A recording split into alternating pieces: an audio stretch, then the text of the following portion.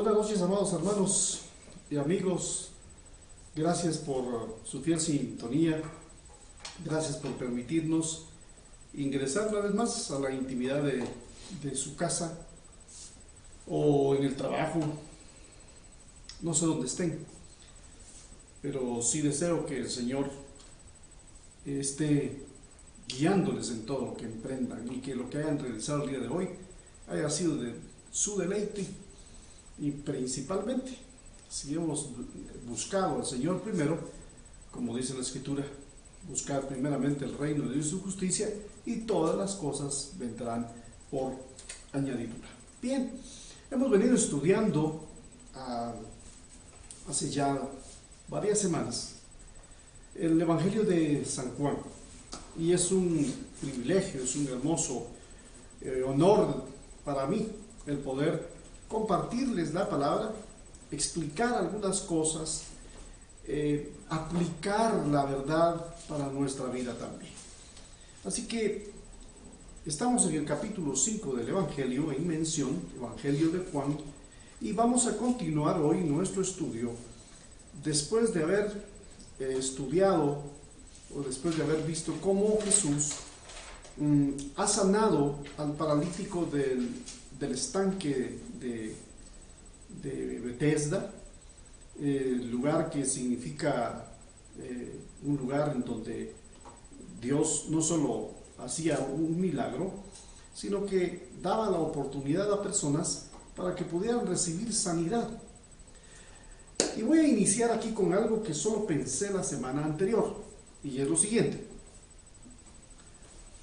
Hasta los días de Juan el Bautista no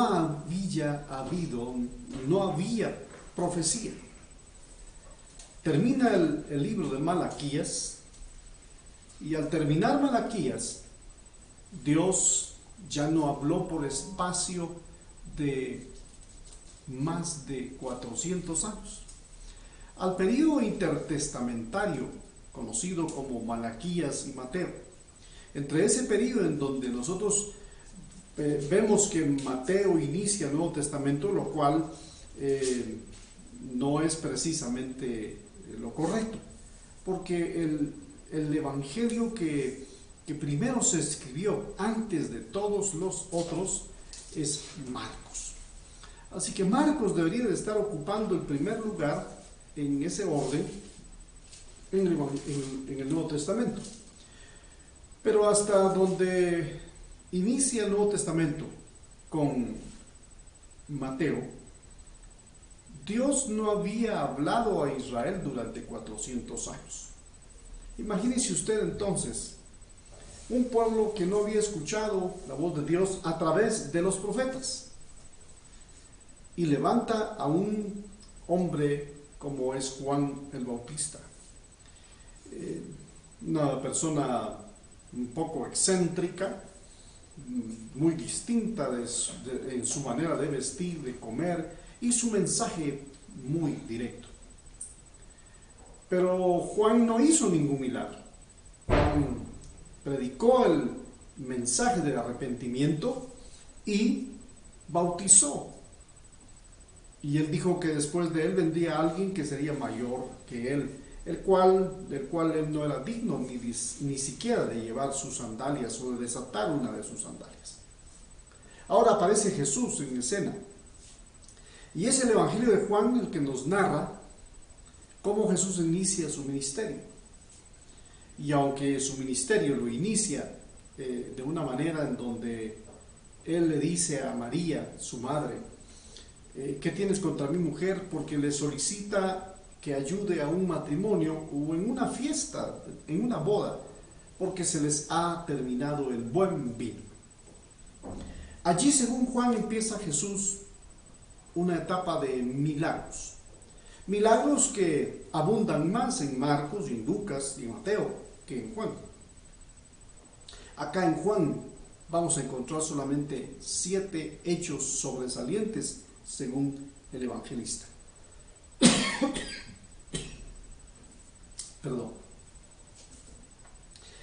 Es interesante entonces que ahora Juan escribe que Jesús inicia haciendo un milagro en Caná de Galilea, convirtiendo agua en vino.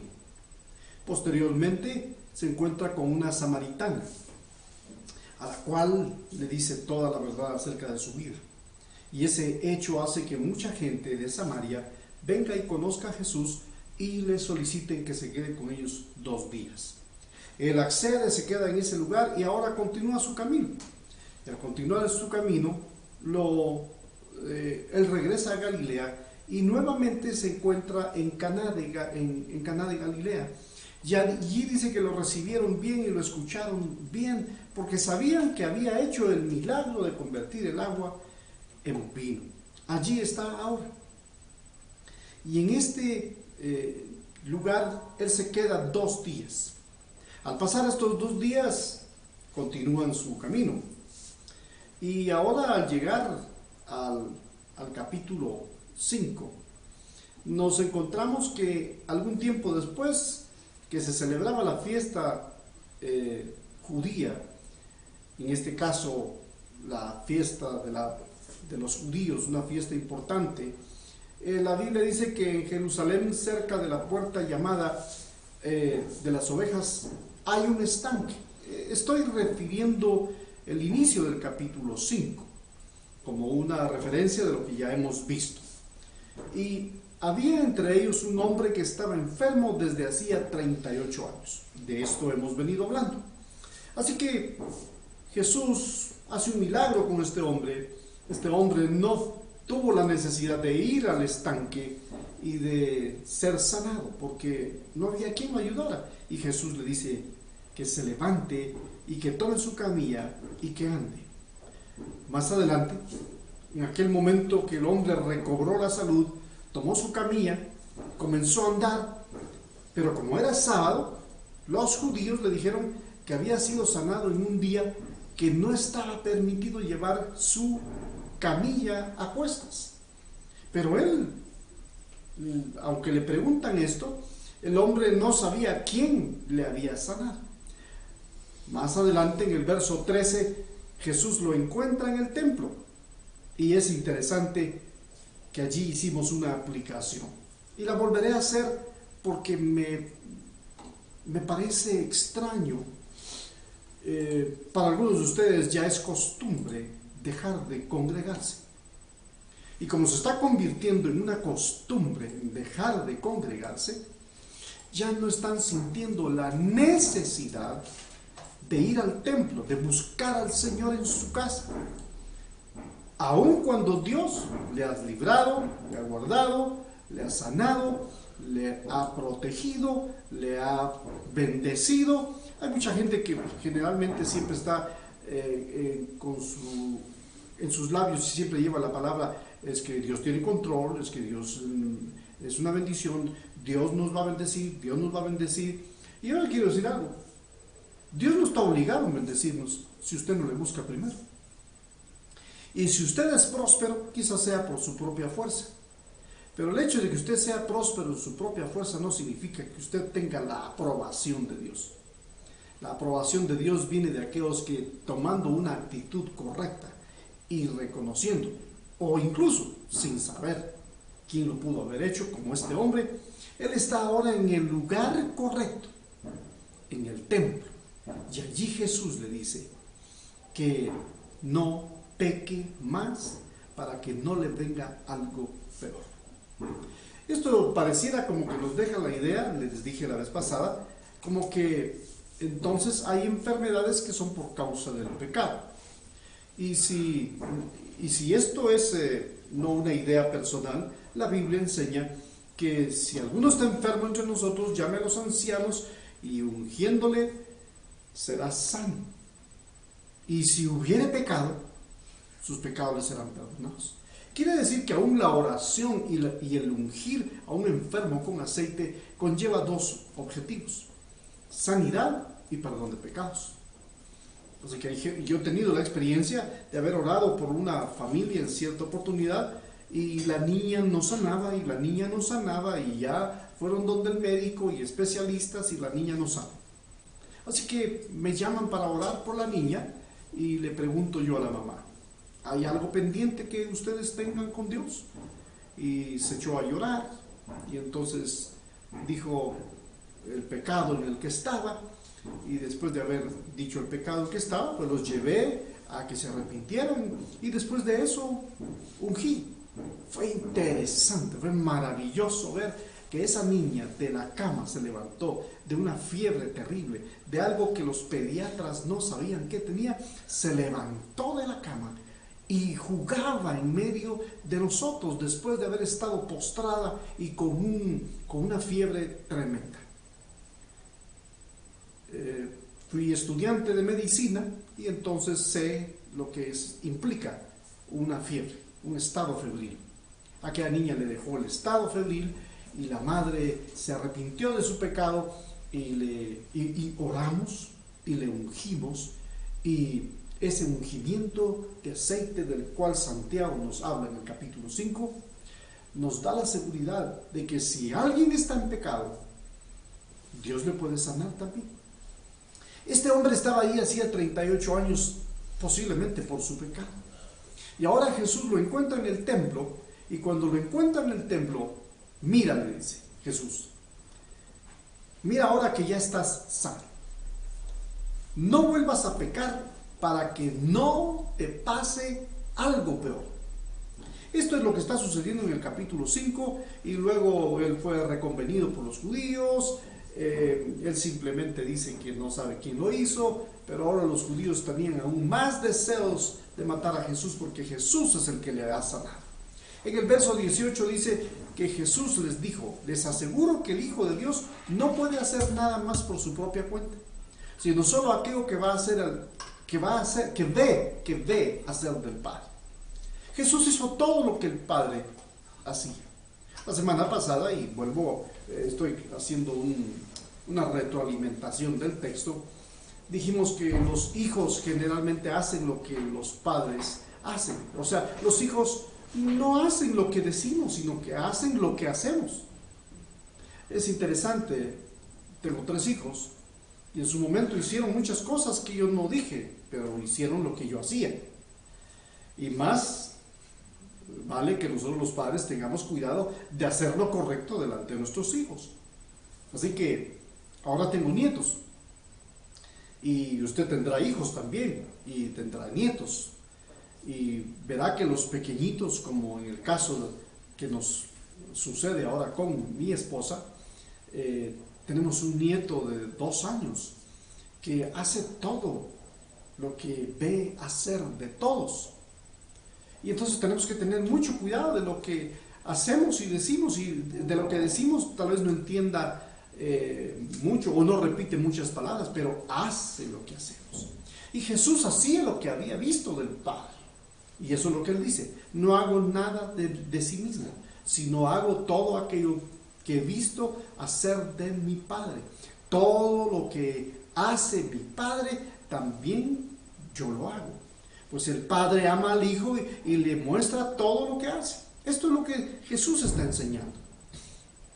En el verso, voy a ir hasta el verso 23, les dice: les aseguro que quien presta atención a lo que yo digo, escuchen esto, les aseguro que quien presta atención a lo que yo digo y creen en el que me envió, tienen vida eterna. Esta es una característica, dije también, del Evangelio de Juan, que él está diciéndonos que los que ponemos atención en lo que él enseña, en lo que dice en su palabra, tienen vida eterna. Y voy a poner un ejemplo acá de la familia. Nuestro tema de este mes de febrero, y parte también del siguiente mes, es la familia como temática de nuestra enseñanza dominical. Y el domingo iniciamos hablando acerca de la necesidad que tenemos de Dios en nuestro hogar. Y déjenme decir algo: si los padres no somos un ejemplo, ¿qué ejemplo pueden seguir nuestros hijos?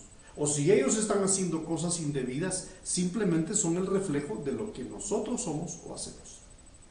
De ahí que, por ejemplo, la Biblia enseña que un principio bíblico, que el que no trabaje, que no coma.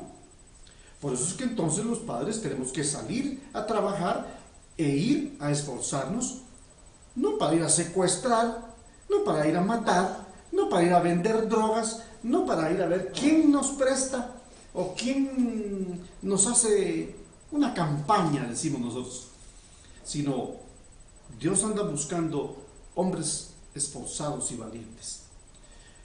Quisiera aquí hacer un comentario y no es publicidad, ni me lo van a agradecer posiblemente, ni me lo van a pagar, pero les recomiendo que puedan leer el libro de Lewis Cole, de Edwin Lewis Cole, el libro Hombría al Máximo.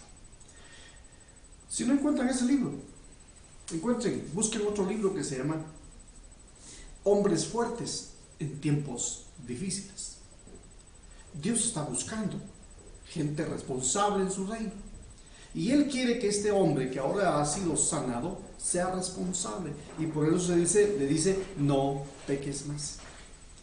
Y la idea no solamente es que no peques, sino es porque atender a las palabras de Jesús producen vida. Hay personas que hoy en día quieren prosperar haciendo otras cosas. Y no está mal que ustedes se emprendan y hagan de todo. Pero ¿pone usted a Dios en primer lugar? ¿Pone usted al Padre en primer lugar? ¿Pone usted a Jesús el Hijo en el lugar que le corresponde y al Espíritu Santo para que le guíen en su vida?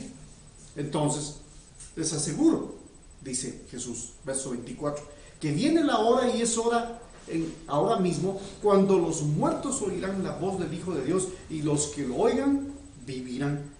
Es interesante que Juan hace mucho énfasis en su evangelio, o en el evangelio que lleva su nombre, en la vida eterna. Así que Él es el que está recomendándonos ahora que escudriñemos las Escrituras. Y vamos a irnos hasta el verso en donde nos corresponde el estudio de esta noche. Ustedes, dice la versión Dios habla hoy, estudian las Escrituras con mucho cuidado. Y aquí es una afirmación.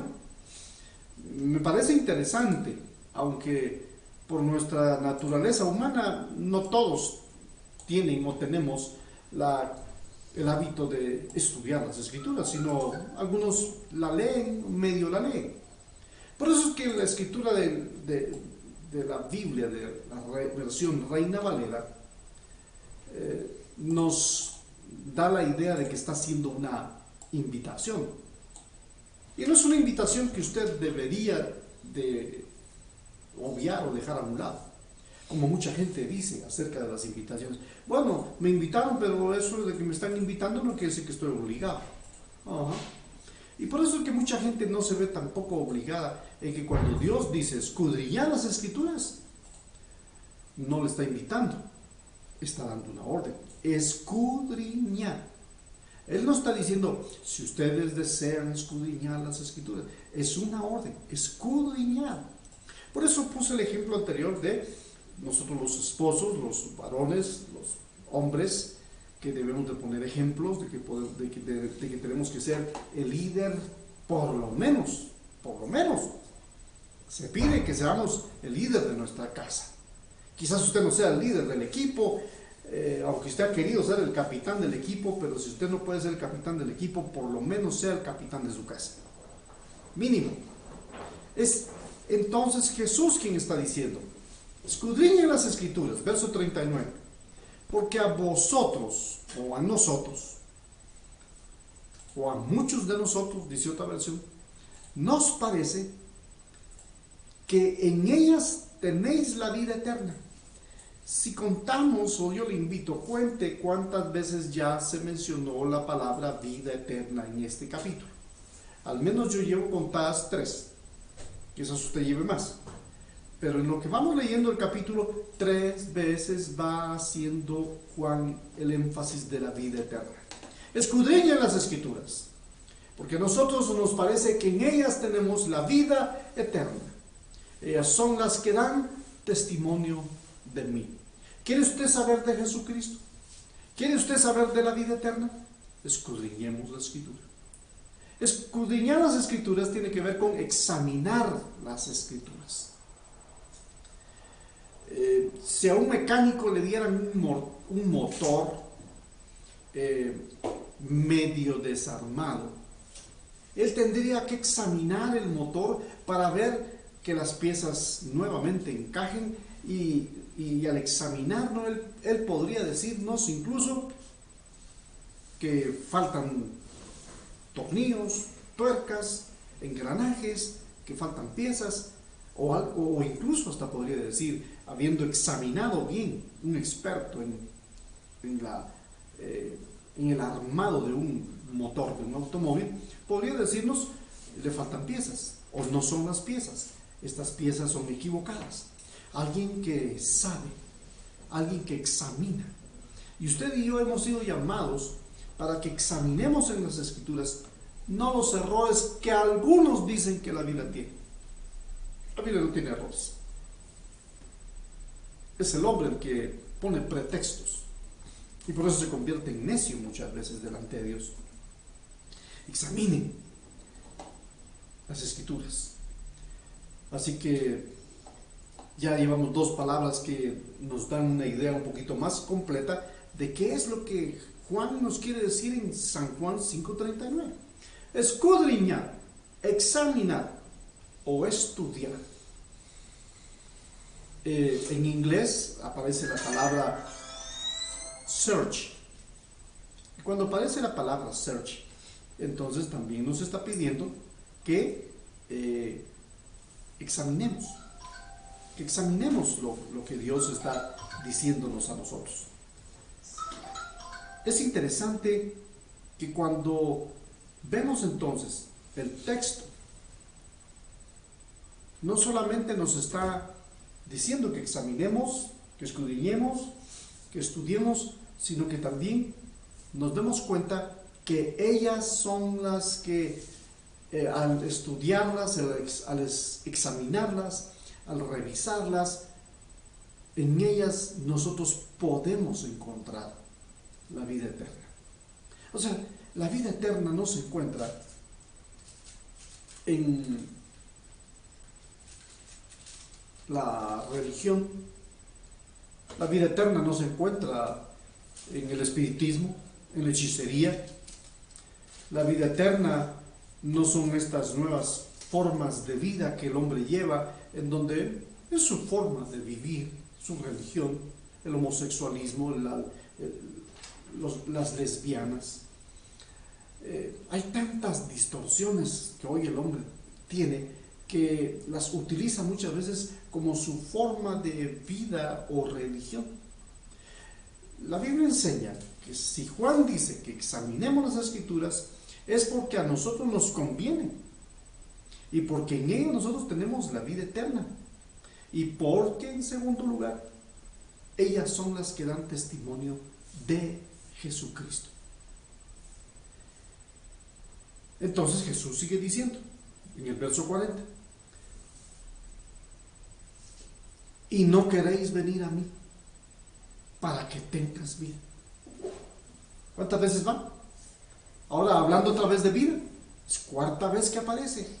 La importancia que el evangelista le da a este capítulo es interesante, porque entonces dice: sin embargo, ustedes no quieren venir a mí para tener vida. Y no es que usted no tenga vida, porque la palabra vida, que es bios, es la vida biológica. Aquí está hablando de la vida espiritual que el hombre necesita restaurar, que el hombre necesita encontrar y que solo se encuentra al reconocer que Jesucristo es el único que le puede perdonar sus pecados, nos puede perdonar nuestros pecados y que nos puede ayudar para conocerle a Él cada día más. Sin embargo, dice el 40, ustedes no quieren venir a mí para tener esa vida. La gloria humana no la acepto, no la recibo. No recibo gloria de hombres, les dice. Yo no acepto gloria que venga de los hombres. Jesús no busca eso. Mas yo os conozco. que no tenéis amor de Dios en vosotros. Aquí ya la fuerza del mensaje es directa, porque está diciéndoles, pero a ustedes yo los conozco bien y sé que no aman realmente a Dios. La nueva versión internacional es interesante y quiero leer este texto. No estoy pensando en nadie, pero me hace pensar este texto en la actitud humana de aquellos que piensan que conocen a Dios porque asisten a una iglesia. Y entre asistir a una iglesia y ser seguidor de Cristo hay gran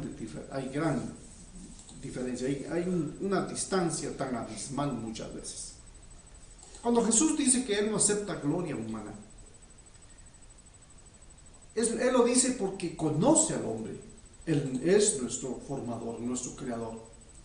Y Él dice, porque no lo acepto porque sé que ustedes no me aman. La nueva versión internacional dice, pero a ustedes yo los conozco y sé que no aman realmente a Dios. Imagínense que usted se encuentra ahora mismo con este texto. Usted y yo lo estamos leyendo.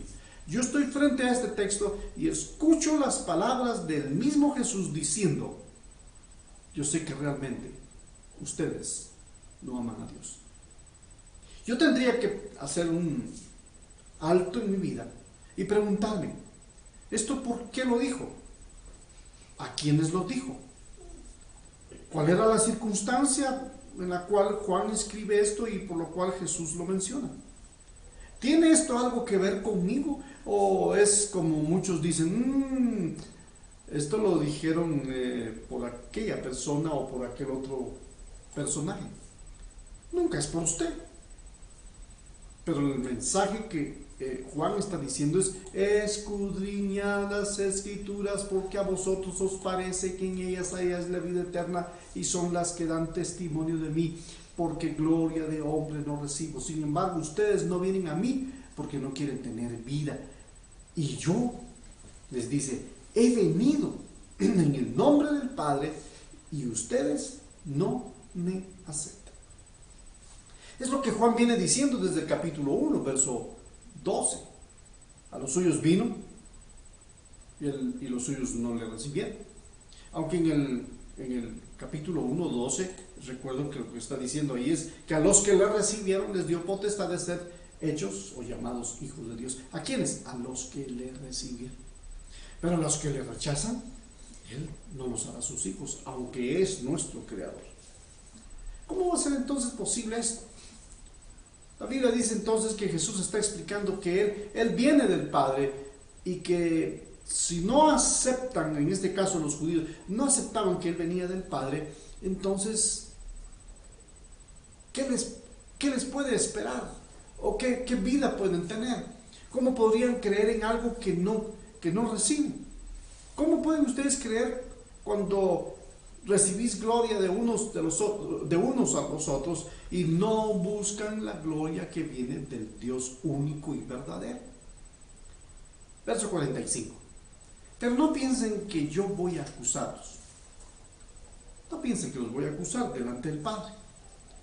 Su acusador es Moisés, en quien tienen puesta su esperanza. Entonces aquí ya entendemos un tanto más el pasaje. ¿A quiénes les estaba hablando? A los judíos. Una característica del Evangelio de Juan es que Juan escribió con el énfasis de hacer entender al judío, al hebreo, que Jesús vino por ellos y para ellos, para salvarles. Pero le respondieron a Jesús, nosotros, ¿por qué tú dices que tienes a Dios de Padre? ¿Por qué te las llevas de que eres el Hijo de Dios? Estoy parafraseando o estoy diciendo algunas ideas que conllevan este pensamiento de Juan cuando Jesús también les dice. Porque responden, a Abraham tenemos por padre. Jesús les contestó en determinado momento, si Abraham tuvieran por padre, entonces las obras de Abraham harían, pero ustedes no hacen las obras de Abraham, sino las obras de su padre, el diablo. Tremendo. que usted o yo le podamos decir a una persona en quien nos estamos dando cuenta, hemos visto que no da frutos de arrepentimiento, y usted viene y le dice, tú eres del diablo y no eres de Cristo, y él le diría, no, yo soy de Moisés. No, no eres ni de Abraham. Jesús está diciéndoles entonces, ¿cómo va a ser posible que ustedes crean? Si unos a otros se rinden gloria, unos a otros, pero no buscan la gloria que viene del Dios único. Y no piensen en que yo voy a acusarlos delante del Padre. Su acusador es Moisés. ¿Por qué? Porque en él tenían la esperanza. Los judíos decían, según la ley de Moisés. Resulta que la ley de Moisés no era de Moisés. La ley Dios se la dio a Moisés, para que Moisés la escribiera y la trasladara como enseñanza al pueblo. De hecho, usted puede leer el Pentateuco como la enseñanza que Dios le dio al pueblo de Israel, dictada, escrita, repetida al pueblo para que la pusieran en práctica. Y ellos tenían en mucha honra y respeto a Moisés. Y por eso es que cuando estudiamos o leemos la historia de los héroes de la fe del capítulo 10 de Hebreos, nos damos cuenta que Jesús dice que Él es mayor que Moisés. Hablando de Él mismo, de Jesús, en el libro de Hebreos, dice que Jesús es superior a la ley, que es mayor que Moisés, que es mayor que los ángeles, que es mayor que Abraham. Y eso no lo entendieron los hebreos, y por eso ahora Él los está aquí, los está llevando por el rumbo correcto.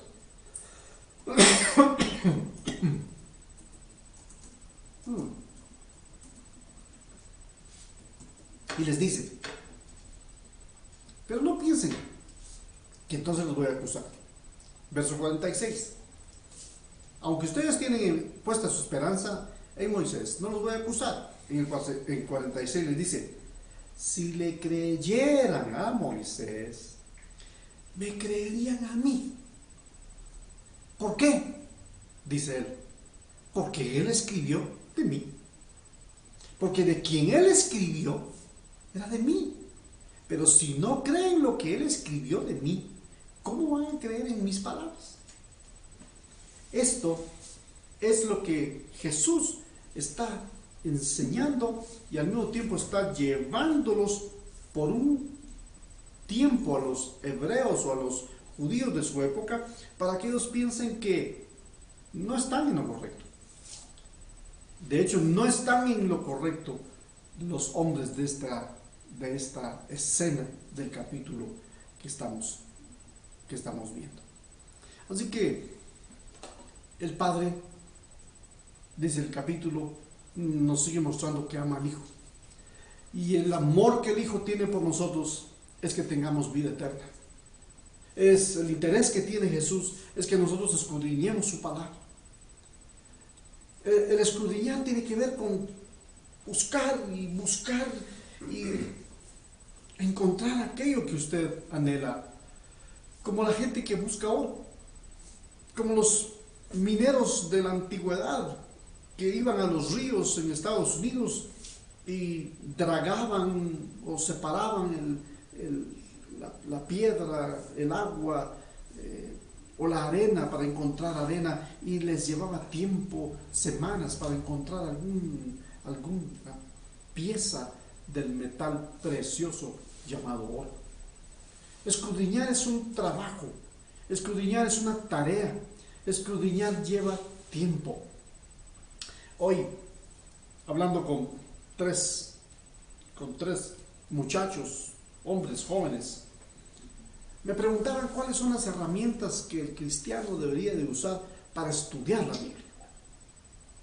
Y bueno, yo aquí a mi derecha, en una parte de acá de mi casa, tengo una serie de algunos libros que uso para estudiar la palabra. Y pues la pregunta que me hicieron fue interesante poderles responder con libros en mano. Bueno, les digo, bueno, Las herramientas que el cristiano debe de tener para escudriñar las Escrituras son la Biblia. Otros aspectos que hay que tener para estudiar las Escrituras, bueno, es haber orado primero, pedir al Espíritu Santo que al tomar las Escrituras, Él me ilumine, me guíe, pero entonces debo de tener otras herramientas que me puedan ayudar. E ir a esas herramientas después de haber agotado todo texto y todo pasaje que me ayude a entender la misma Escritura. Porque hay un principio en la homilética que es: la Escritura se interpreta a sí misma. No necesitamos de ir a diccionarios, a comentarios, aunque son buenas herramientas. Entonces les decía a ellos: hagan esto, oren, pidan al Espíritu Santo, tomen la Escritura y céntrense en un pasaje, como estoy tratando de hacerlo esta noche. Entonces uno de ellos me dice, y por cierto es un hermano con un nombre, hasta con un nombre bíblico, y me dice, póngame un ejemplo con el Salmo 91. Ok, entonces tomamos el Salmo 91, que ¿quién no conoce el Salmo 91? El que habita al abrigo del Altísimo habitará bajo la sombra, morará bajo la sombra del Omnipotente. Diré yo a Jehová, esperanza mía, castillo mío, roca mía, en quien confiaré.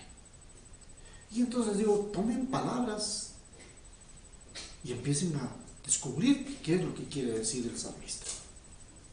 Por otro lado, les dije, bueno, veamos para empezar quién escribe el Salmo 91. Y aunque se desconoce realmente quién escribió el Salmo 91, porque parece tener una conectividad con el Salmo 90, y al leer el Salmo 90 entonces se asume que él es el autor del Salmo 90, sin duda alguna es el autor del Salmo 91. Pero también hay que ir a investigar palabras. Así que buscamos algunas palabras y entonces ya fuimos a un diccionario bíblico teológico, un diccionario de palabras bíblicas.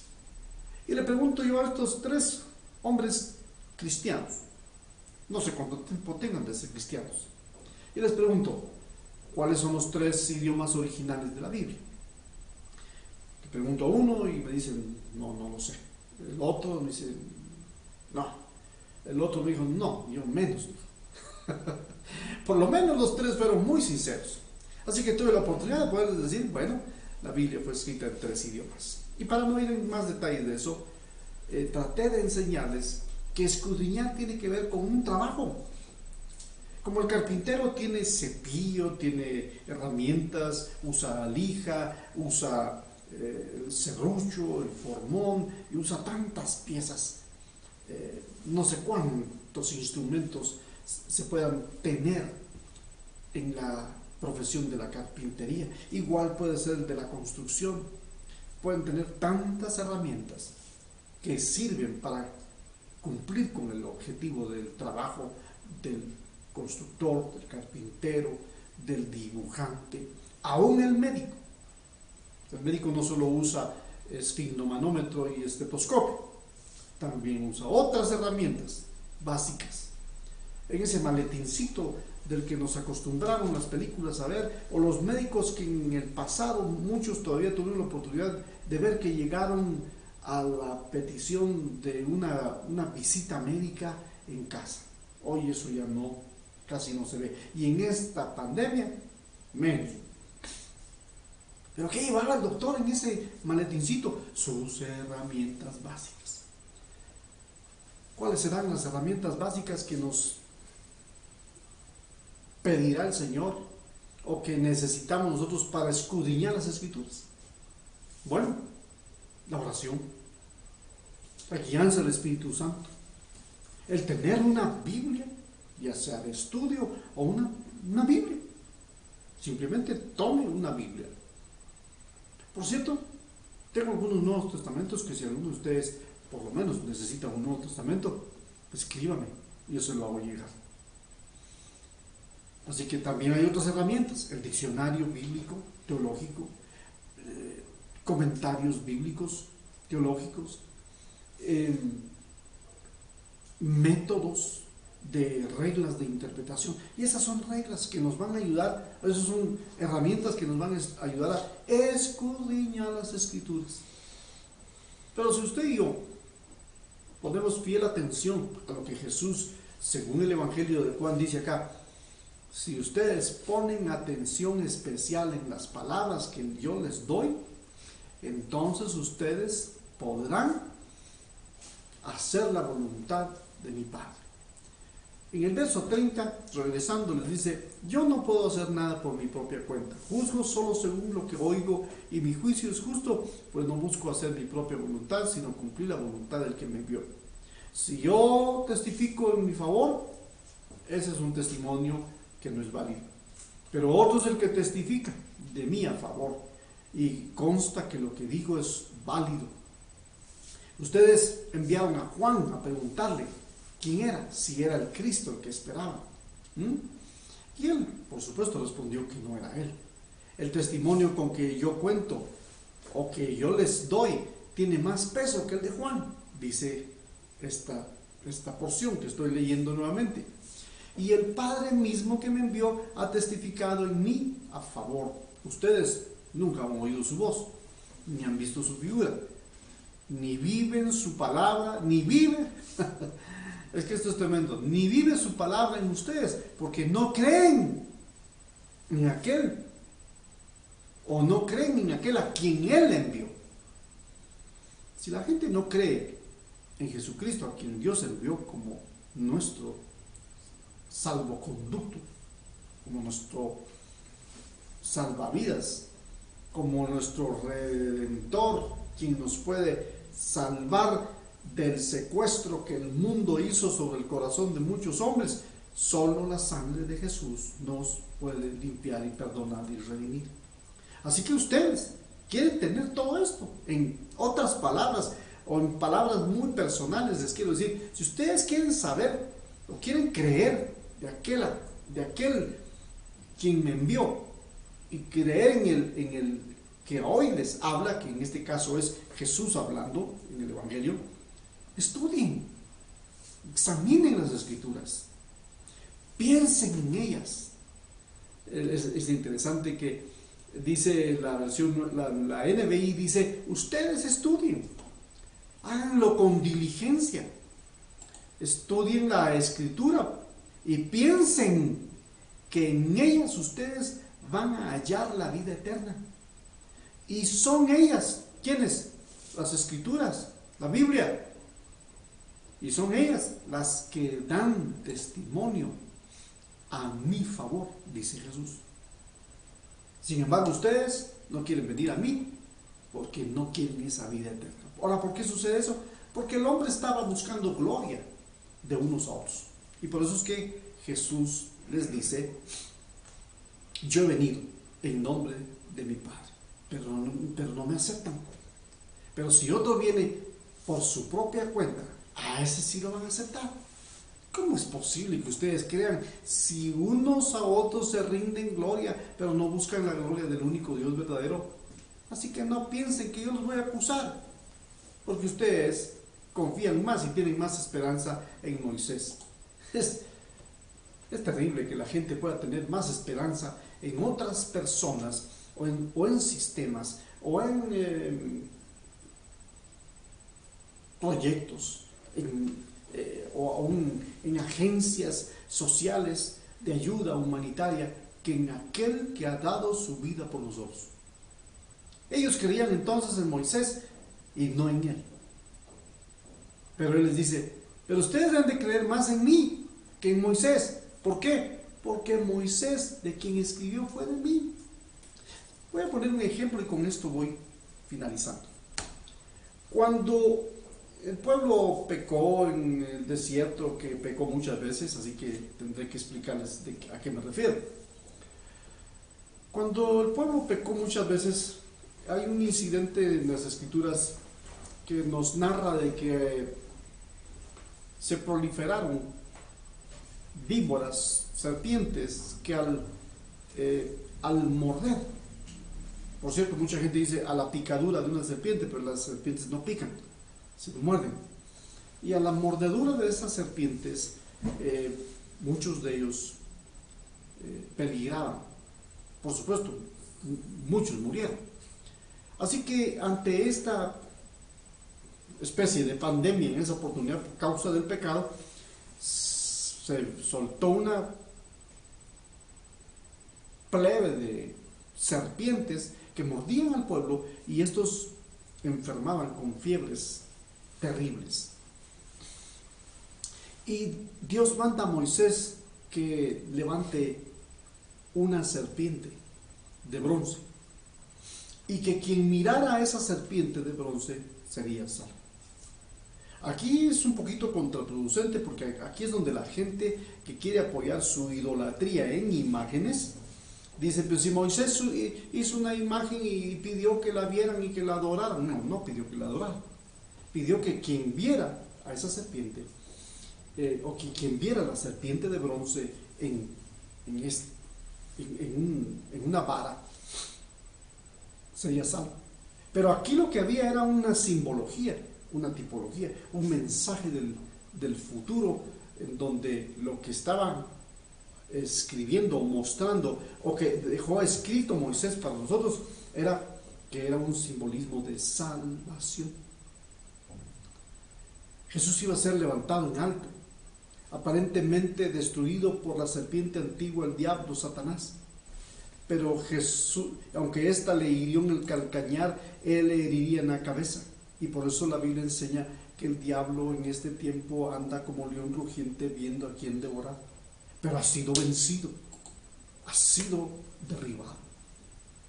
Usted y yo entonces tenemos la gran oportunidad de creer en Jesús, el Hijo de Dios. Yo le dejo esta inquietud. Búsquele, ore, clame a Él, pídale perdón. Esperamos volverle a ver la próxima semana.